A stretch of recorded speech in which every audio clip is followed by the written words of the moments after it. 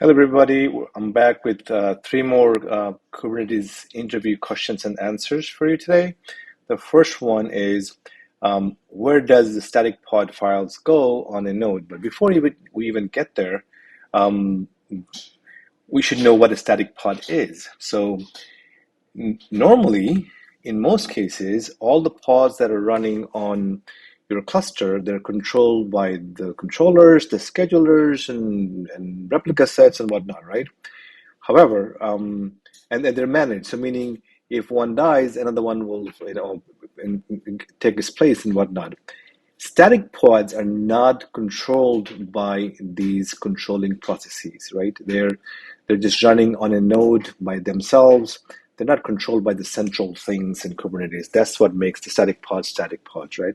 So on a node, it will live on etc Kubernetes manifest pod file. By the way, these questions are from my GitHub repo. I will put a link to that below in the description. If you prefer a written format of these, you can get from there. However, when I'm doing a video on these, I can give you a lot more context on what the questions are all about. Sometimes I can even tell you why the interviewer is asking you this particular question. All right, next question. kubectl command to take all the details of a YAML file and create resources it tells API to create. Well, this actually is super easy question.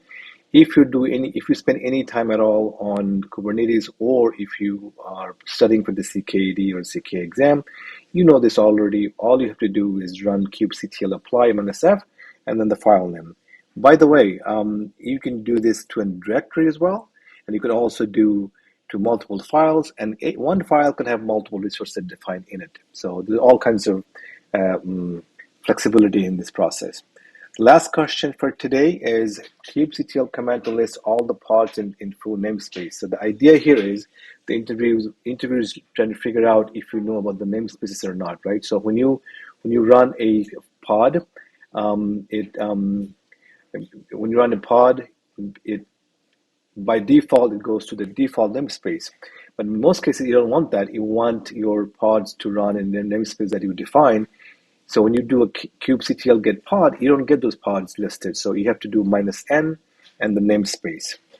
This concept of namespace is very important for the CKAD and the CK exam because they will ask you to run things on a particular namespace. All right, I will be back with more videos like this very soon. I hope you found these videos useful. If you do, please like and subscribe. That helps me with in the YouTube's algorithm. I will see you next time.